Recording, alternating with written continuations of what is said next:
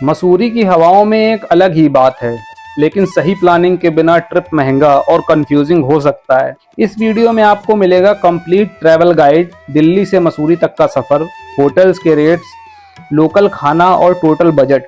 चाहे आप solo travel कर रहे हो या फैमिली के साथ, ये वीडियो आपके लिए काफ़ी हेल्पफुल रहेगा। नमस्कार दोस्तों, कैसे हैं आप सब। दोस्तों, अगर आप इस साल या इस समर मसूरी जाने का ट्राई कर रहे हैं, सोच रहे हैं कि मसूरी जाएं, अच्छी ट्रिप कर सकें, तो ये वीडियो आपके लिए बहुत ज़्यादा हेल्पफुल होगा, क्योंकि मैंने इस पूरे वीडियो में एक कंप्लीट और डिटेल मसूरी की इन्फॉर्मेशन को कवर किया है। चाहे वो विजिटिंग प्लेसेस हो, चाहे वो खाना हो, चाहे वो एडवेंचर एक्टिविटीज़ हो। मैंने इस पूरे वीडियो को 9 पॉइंट्स में समराइज किया है। तो चलिए बिना समय गवाए इस वीडियो को शुरू करते हैं। तो दिल्ली से अगर आप आ रहे हैं तो दिल्ली से देहरादून के लिए कई सारी ट्रेन हैं। ट्रेन से आप आइए, इजिली आइए देहरादून, और देहरादून से आपको रेलवे स्टेशन के पास एक बस स्टैंड है, वहां से आपको मसूरी के लिए बस भी मिल जाएगी। अगर आप अपनी गाड़ी से आ रहे हैं तो आपके लिए बहुत ही अच्छा है, आप सीधे मसूरी निकल जाइए। अब मैं अपने दूसरे पॉइंट पे आता हूँ। दूसरा पॉइंट है बेस्ट टाइम टू विजिट। देखिए, बेस्ट टाइम टू विजिट की बात करें तो सबसे पहले गर्मियों की बात कर लेते हैं, क्योंकि समर आने वाली है, आ चुकी है। तो वहां पर वेदर जो है मसूरी का काफी प्लीजेंट मिलेगा आपको। ना ज्यादा ठंड मिलेगी, ना ज्यादा गर्मी मिलेगी। हो सकता है दिन में आपको थोड़ा सा सूरज चुभे, क्योंकि उसकी तेजी तो रहती है दिन में, लेकिन मौसम प्लीजेंट ही होगा, हवा ठंडी ही मिलेगी आपको। तो गर्मी एक अच्छा समय है जाने के लिए, लेकिन गर्मी एक पीक सीजन भी है, क्योंकि समर वेकेशन हो जाएंगी। ज़्यादातर लोग मसूरी, नैनीताल, इन्हीं सब जगहों पे जाना सोचते हैं। इसलिए एक पीक टाइम होने की वजह से होटल्स के रेट्स बढ़ जाएंगे, भीड़ ज़्यादा हो जाएगी। इतना ज़्यादा क्राउडेड हो जाता है कि मॉल रोड अगर आप अपनी गाड़ी से जा रहे हैं तो वो सब रोड बंद कर दी जाती है, पार्किंग की दिक्कत आती है। तो ये सब दिक्कत आती है गर्मियों में। आप दूसरी बात करते हैं मानसून सीजन की। मानसून सीजन में आपको इतने क्लाउड्स देखने मिलेंगे मसूरी में, इतने ज़्यादा क्लाउडी हो जाता है मसूरी कि मॉल रोड भी आपको कभी कभी ऐसे क्लाउड्स आते हैं कि दिखाई नहीं देगी। इतना खूबसूरत नज़ारा लगता है मानसून में। लेकिन एक दिक्कत होती है मसूरी में जब मानसून सीजन होता है, कि लैंडस्लाइड की दिक्कत बहुत बड़ी दिक्कत है वहाँ पे। चाहे आप देहरादून से मसूरी आ रहे हैं, फिर मसूरी से आगे भी ट्रैवल कर रहे हो, तो लैंडस्लाइड की दिक्कत मानसून में पहाड़ों में हर जगह होती है। तो मानसून एक अच्छा टाइम है जरूर जाने के लिए, लेकिन दिक्कत बस वही है उसमें, लैंडस्लाइड वाली, थोड़ा सा रिस्की हो जाता है। लेकिन होटल्स के रेट थोड़े से डाउन होते हैं, भीड़ कम होती है, तो एक अच्छा टाइम हो सकता है मानसून जाने के लिए। वेदर थोड़ा सा ठंडा मिलेगा इस टाइम। विंटर की बात करें, विंटर में यहाँ पर स्नोफॉल भी हो जाता है, जनवरी में स्पेशली। आगे चले जाएंगे तो और स्नोफॉल देखने को मिलेगा आपको। लेकिन विंटर में ठंड बहुत ज़्यादा होती है, बहुत ज़्यादा ठंड होती है, रोड स्लिपरी हो जाती है अगर स्नोफॉल हो गया तो वो एक रिस्क होता है। मैं आपको जो बेस्ट मंथ बताने वाला हूँ वो ये है, सितंबर अक्टूबर में आप जाइए, सबसे बेस्ट मंथ है जाने का। पीक सीजन भी नहीं होता है, टूरिस्ट कम आते हैं क्योंकि समर वेकेशन खत्म हो जाती हैं, मानसून सीजन भी खत्म हो जाता है, होटल्स के रेट नॉर्मल रहते हैं, वेदर प्लेजेंट रहता है, हल्का सा ठंड रहती है। तो बेस्ट टाइम मेरे हिसाब से सितंबर अक्टूबर बेस्ट टाइम है, बेस्ट मंथ है। अब मैं अपने थर्ड ऑप्शन पे आता हूँ, ट्रांसपोर्ट इन मसूरी। देखिए, अगर आप देहरादून से मसूरी जाना चाहते हैं तो सबसे पहला ट्रांसपोर्ट, पब्लिक ट्रांसपोर्ट की बात करें तो बसेस आपको रेलवे स्टेशन के पास एक छोटा बस स्टैंड है, उसका नाम है hill station, Mussoorie hill station करके बस स्टैंड है, वहां से आपको बसें मिलेंगी मॉर्निंग में मसूरी के लिए। हर मतलब आधे घंटे में आपको पहुंचा देगी मसूरी। ठीक, एक वो ऑप्शन है। दूसरी शेयरिंग टैक्सी ऑप्शन है, शेयरिंग टैक्सी भी मसूरी के लिए चलती हैं, एक वो ऑप्शन है। तीसरा ऑप्शन है कि आप देहरादून से ही बाइक या स्कूटी रेंट पे लें और मसूरी जाएं, वो भी एक ऑप्शन है। तो 2-3 ऑप्शन है। अगर आप फैमिली के साथ ट्रैवल कर रहे हैं तो आप कार हायर कर सकते हैं पूरी ट्रिप के लिए। वो आप देहरादून से हायर करिए, मसूरी ट्रिप करिए, धनौल्टी जाइए, कहीं और जाना जाइए, वापस देहरादून में आपको ड्रॉप कर देगी। तो सारे ऑप्शन देहरादून से अवेलेबल हैं। लेकिन लोग क्या करते हैं, लोग पहुंचते हैं सबसे पहले मसूरी। क्यों? क्योंकि बसें चलती हैं, अपनी गाड़ी से भी जा सकते हैं। वहां जाने के बाद लोग करते हैं स्कूटी हायर, क्योंकि पहाड़ों में स्कूटी से घूमने का अलग ही मजा है। मजा तो है ही, दूसरी दिक्कत ये होती है कि अगर आप कार लेके जा रहे हैं तो इतना ट्रैफिक है मसूरी में कि अगर आप फंस गए तो बहुत लंबा फंस सकते हैं। इसलिए लोग कार से जाना अवॉइड करते हैं मसूरी। अभी हम लोग जब गए थे तो इतना ज्यादा ट्रैफिक था कि एक तो ऊपर वाली जो रोड है मॉल रोड, वो बंद कर दी जाती है, एक रोड ओपन रहती है जो बाहर से आती, देहरादून से मसूरी इंटर करती है या धनौल्टी की तरफ जाती है, वो रोड ओपन रहती है। उसमें इतना रश हो जाता है और कैंपटी फॉल वाले रास्ते में कार की वजह से बहुत रश होता है, तो स्कूटी लोग हायर करना प्रेफर करते हैं और अच्छा भी रहता है। हम लोगों ने भी स्कूटी हायर करी थी। तो कुछ चीज़ों की आपको जानकारी दे दूं मैं। स्कूटी जो नॉर्मल रेट होते हैं 500 रुपये, 400, 500, उसमें मिल जाएगी आपको। एक इन्फॉर्मेशन, इंपॉर्टेंट इन्फॉर्मेशन शेयर करना आपसे जरूरी है कि अगर आप कैंपटी फॉल जा रहे हो तो आप 10 बजे से पहले ही हो आइए या चले जाइए, क्योंकि 10 बजे के बाद बहुत भयंकर जाम मिलता है। टाइम आपका बर्बाद होगा, आप पहुंचेंगे वहां इतनी भीड़ होगी कि आपको मजा नहीं आएगा।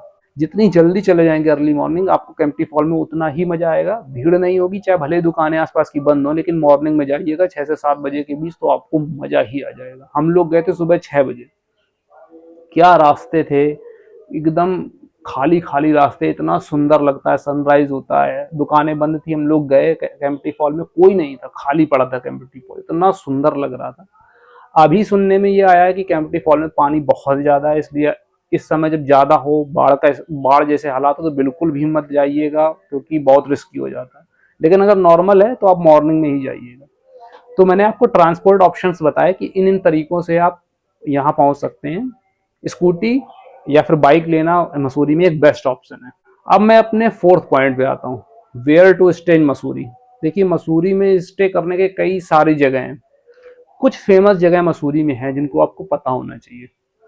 जैसे मसूरी में एक फेमस जगह है पिक्चर पैलेस, एक जगह है लाइब्रेरी चौक, एक जगह है लैंडोर। लैंडोर को बोला जाता है ओल्ड मसूरी, क्योंकि जब मसूरी बसना स्टार्ट हुई थी स्टार्टिंग में अंग्रेजों के समय में, तो सबसे पहले जो लोग बसे थे वो लैंडोर साइड बसे थे, इसलिए ओल्ड मसूरी बोला जाता है। और अंग्रेजों की बहुत फेवरेट जगह थी लैंडोर, तो एक वो जगह है। तो कुछ फेमस जगह है जहाँ लोग रहना प्रेफर करते हैं। जो लोग आसपास, जैसे फैमिली के साथ आप हैं, सब जगह ट्रैवल करना चाहते हैं, कैंपटी फॉल भी देखना है, मॉल रोड भी घूमनी है, गन हिल भी जाना है, तो आप लाइब्रेरी चौक के पास लीजिए या फिर पिक्चर पैलेस के पास लीजिए, दोनों जगह ही ठीक है ये सब आसपास की जगह कवर करने के लिए। लेकिन अगर आप थोड़ा पीसफुल एनवायरनमेंट चाहते हैं, शांति चाहते हैं, वातावरण, नेचुरल वातावरण चाहते हैं, तो फिर आप लैंडोर में लीजिए।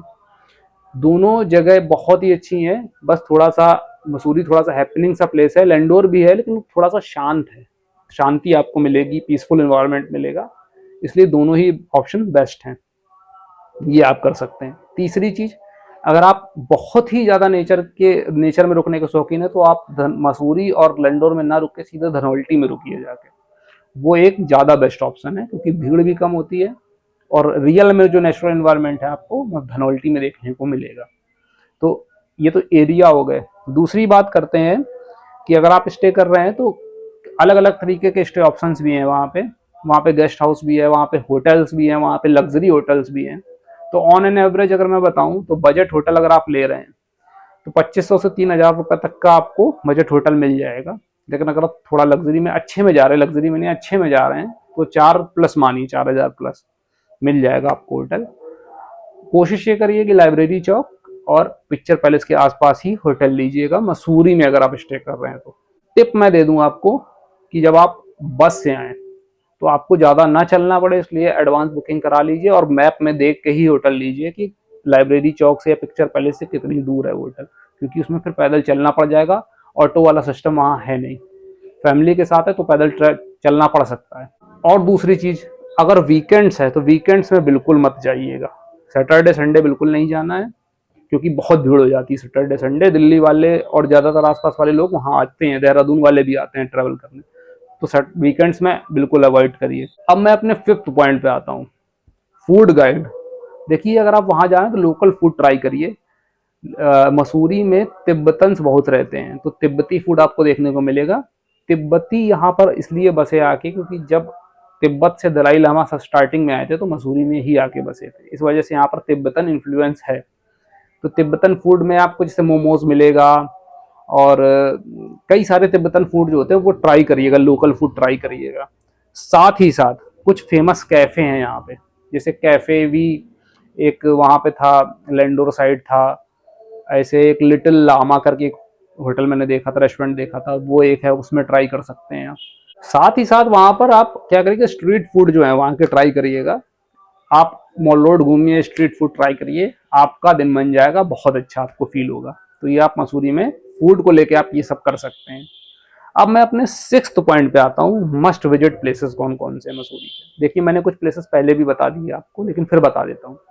Kempty fall must visit place है। उसके बाद हैप्पी वैली, जो मैंने बताया ना तिब्बतन लोग जहाँ बसे, उस जगह का नाम है हैप्पी वैली, वहाँ एक मस्ट विजिट प्लेस है। स्टैचू देखिए कितना खूबसूरत बना है वहाँ। गन हिल एक मस्ट विजिट प्लेस है।